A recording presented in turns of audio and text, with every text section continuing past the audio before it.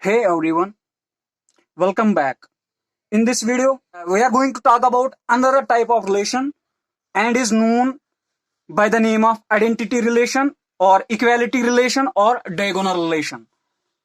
Equality, identity and diagonal are three different names of the same thing. Okay?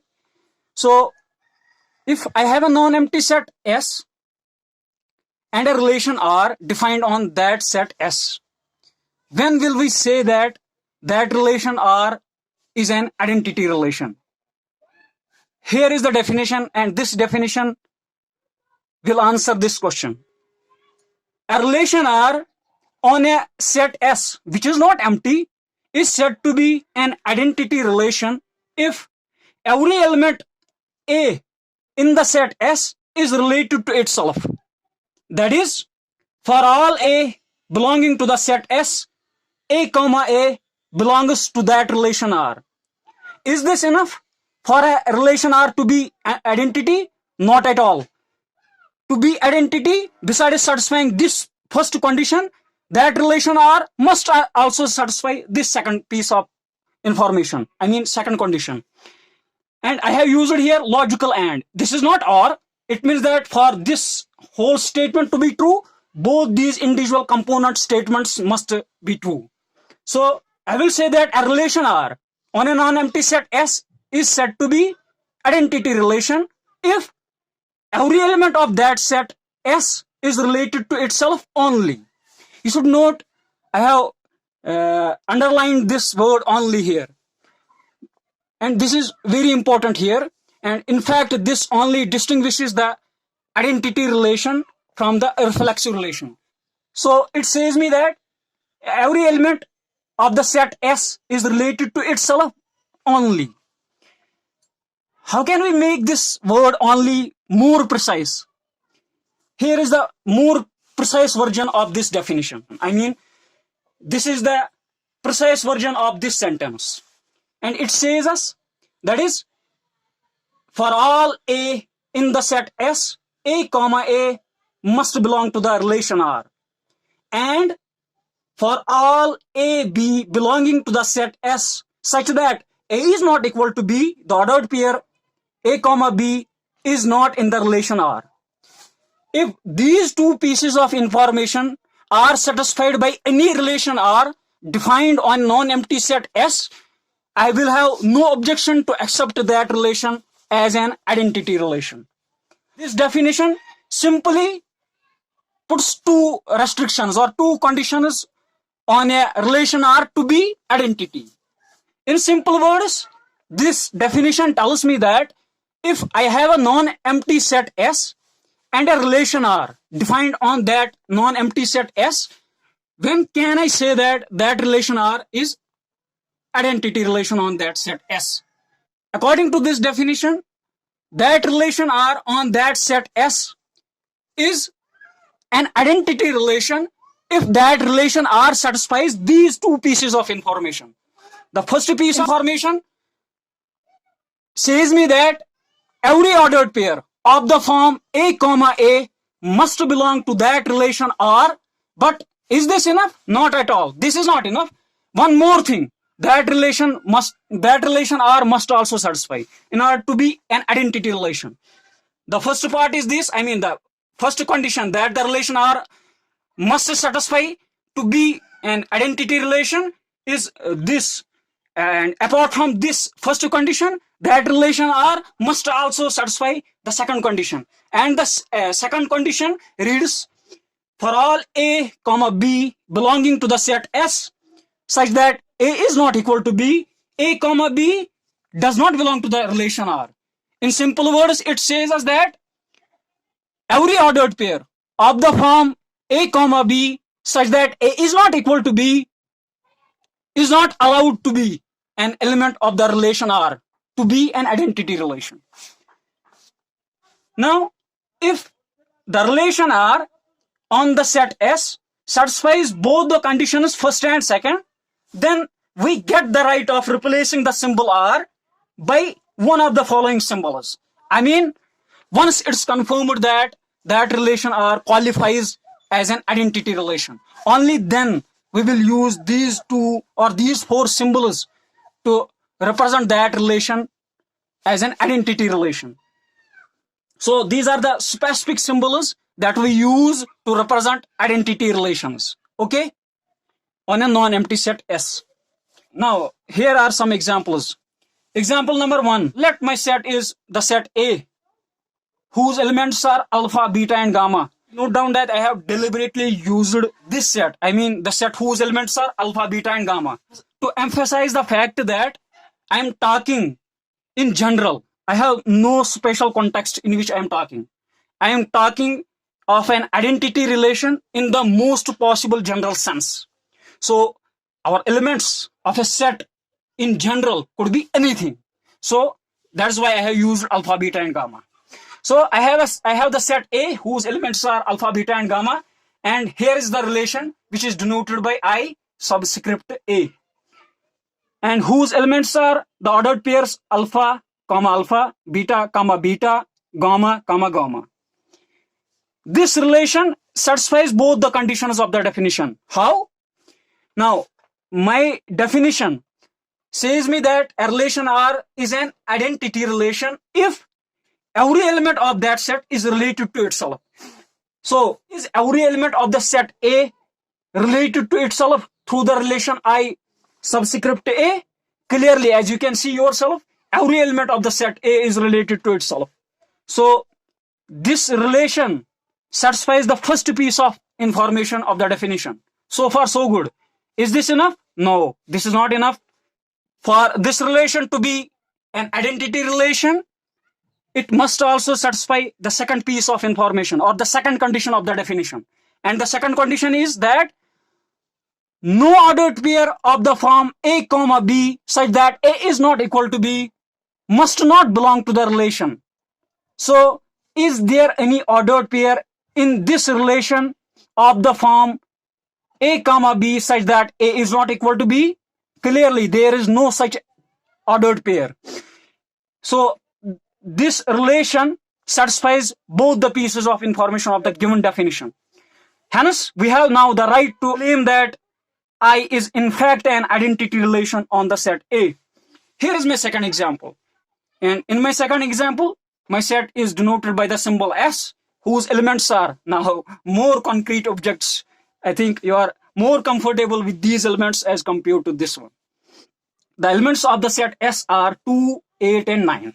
And here is the relation denoted by delta subscript S, whose elements are 2, 2, 8, 8, 9, 9. The question is this relation an identity relation on the set S or not? Simply to answer this question, I will apply the definition to this particular example, the example number 2. So, what is the demand of our definition? For a relation R to be an identity relation? Yes, for a relation R to be an identity relation, that relation R must satisfy these two pieces of information. So, let us see whether our relation delta S satisfies these two pieces of information or not. If it satisfies both the pieces of information, then it's an identity relation, otherwise not. So, the first question is every element of the set S related to itself? I mean, does A comma A belong to delta S for every A belonging to the set S? As you can see yourself, it satisfies this condition. Clearly, 2, 2, 8, 8, 9, 9 belongs to our relation delta S. So far, so good.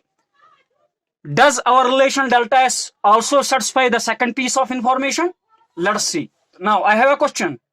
Is there any ordered pair of the form A comma B such that A is not equal to B belonging to the relation delta S? As you can see yourself, no ordered pair of the form A comma B such that A is not equal to B is belonging to the relation delta S. This means that our relation delta S satisfies both the pieces of the information of the given definition. So, we can now say that delta S is in fact an identity relation on the set S. Here is my set P. and the set P is defined as it consists of all those natural numbers M such that M is prime. It means that our elements of the set P are prime numbers. And I have the relation D defined by the set of all the ordered pairs M comma N belonging to P cross P such that M divides N. This is the symbol to denote the fact that M divides N. Now the question is the relation D an identity relation on the set P or not? To answer this question, I will apply the definition to the example number 3. For the relation D to be an identity relation, the relation D must satisfy these two conditions. The answer is yes, this is an identity relation on the set P. But the question is how? Let me prove my answer. Let us suppose that I have two arbitrary prime numbers M and N belonging to the set P. Because P contains only prime numbers, it implies that M and N are themselves prime numbers by definition of P. So two cases arise. Either M is equal to N or M is not equal to N. Let us discuss these two cases one by one. Case number 1, or the possibility number 1, suppose that M is not equal to N. Remember that M and N are prime numbers, and I have assumed that M is not equal to N. Now, clearly M is not going to divide the number N. Why? We know that by definition of prime number, a prime number has just two positive divisors, the number itself and the number 1. No other number is going to divide a prime number. In particular, if I have two primes which are not equal, it means that they are not factors of each other. That is, one is not dividing the other. Because M is not equal to N and M and N are prime numbers, it means that M is not going to divide the number N. So, if M is not dividing the number N, so by the definition of this relation D, M and the ordered pairs of the form M comma N such that M is not dividing N is not going to land in the relation D. It means that this second condition is satisfied. Let us see whether our relation D satisfies the first condition or not. So accordingly, let us assume that in the case second that M is equal to N. Now, we know that every positive integer divides itself. In particular, every prime number is a positive integer. It means that M is going to divide M. I mean, every prime number is going to divide itself as well. So, if M is equal to N, it means that M is going to divide N. If M is going to divide N such that M is equal to N, it means that all the ordered pairs of the form M comma N such that M prime number is going to land in the relation D. So it implies that our first condition of the definition is also satisfied. So I can claim now that D is an identity relation on the set P. Now I have a question. When is a relation on a set not an identity relation? Here is the answer. A relation R on a set S which is non-empty is not identity relation if there exists, condition number 1, if there exists an element A in the set S such that A comma A does not belong to that relation R. Or, here is the or, this is not and, this is logical or, and in this case this is used in the inclusive sense. Or if the second condition is satisfied, that is, there exists the elements A comma B in the set S such that A is not equal to B and A comma B belongs to that relation R. Actually, these two pieces of information are just negation of the definition of identity relation. So, in simple words, a relation R on a non-empty set S is not identity relation if you are able to find at least one element in that set S such that the ordered pair A comma A does not belong to that relation R. If this thing happens, then that relation is not an identity relation. Or if there exists at least two elements in the set S which are not equal to each other with the property that A comma B belongs to that relation. If any relation which satisfies at least one condition out of these two conditions, I will say that that relation is not an identity relation. It is possible for a relation R which is not an identity relation satisfying both of these conditions. I already told you that this R is used here in the inclusive sense. Once again, in the simple words, a relation R on a non-empty set S is not identity relation if at least one of these two conditions are satisfied. Any relation which satisfies in at least one of these two conditions, we will say that that relation qualifies as not an identity relation. Here are my some examples. In fact, these are non-examples of identity relation. Here is my first example, and in my first example, I have the set S whose elements are 2, 4 and 6. And I have the relation R1 whose elements are the ordered pairs 2, 2, 4, 4. Now I have a question. Is this relation identity relation on the set S? To answer this question, I will simply apply this negation of the definition of identity relation. I mean, I will check out whether at least one of these two conditions are satisfied by this relation R1. If the relation R1 satisfies at least one of these two conditions, then R1 will qualify as not an identity relation. So let's apply this rule to this particular example. The condition first of the rule says me that a relation is not identity relation if you can give me at least one element A in the given set such that A comma A does not belong to the given relation. So is there any element X in the set S such that X comma X does not belong to the relation R? Obviously, we are able to find a single element, at least one element. In fact, there is only one. There is one element, that is 6, which belongs to the set S such that 6 comma 6 does not belong to our relation R1. So according to this rule, our relation R1 satisfies the first condition. So this relation is not an identity relation.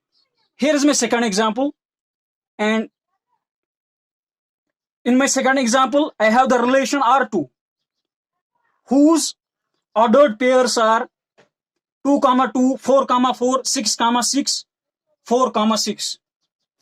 And the universe of discourse, I mean the universal set, is the same set, the set S. This relation R2 is also defined on the same set S, and I want to know whether this relation is an identity relation or not an identity relation. In particular, I am going to check whether this relation is in fact not an identity relation or not. For the relation R2 not to be an identity relation, the relation R2 must satisfy at least one of these two conditions. So, does our relation R2 satisfy any of these two conditions? Obviously, it satisfies the second condition. As you can see, obviously, I am able to find two different elements in the set S, which are 4 and 6, such that the ordered pair 4, 6 belongs to the relation R2. And obviously, it satisfies the second piece of information, or I mean the second condition of our negation. So this relation second R2 is also not an identity relation simply because we are able to find two different elements in the set S such that the ordered pair 4, 6 belongs to the relation R2.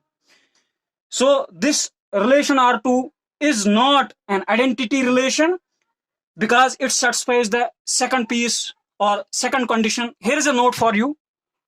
If S is non-empty such that we know phi is subset of every set and phi is also going to be subset of S cross S, then there is a claim. If you have a non-empty set S, then the void relation, the empty relation phi, is not an identity relation. Why? Let me prove my claim. Because simply S is non-empty. It implies that you will be able to find at least one element in the set S. Let's name that element A, such that A comma A will definitely belong to the set S cross S. But phi contains by definition no ordered pairs A comma B of the set S cross S. What does it imply? It simply implies in particular, if no ordered pair of the set S cross S is in the relation phi, it implies in particular the ordered pairs of the form A comma A are also not members of the relation phi. It means that every element of the set S, we have no ordered pair of the form A comma A which is belonging to the relation phi. So this phi relation actually satisfies the second condition of the negation. So according to the second condition of the negation, the empty relation, the void relation on a non-empty set S is not an identity relation. Now I have a question for you. What if I replace the set itself, I replace the set S itself by the empty set? In that case, is the relation phi an identity relation? This is a question for you.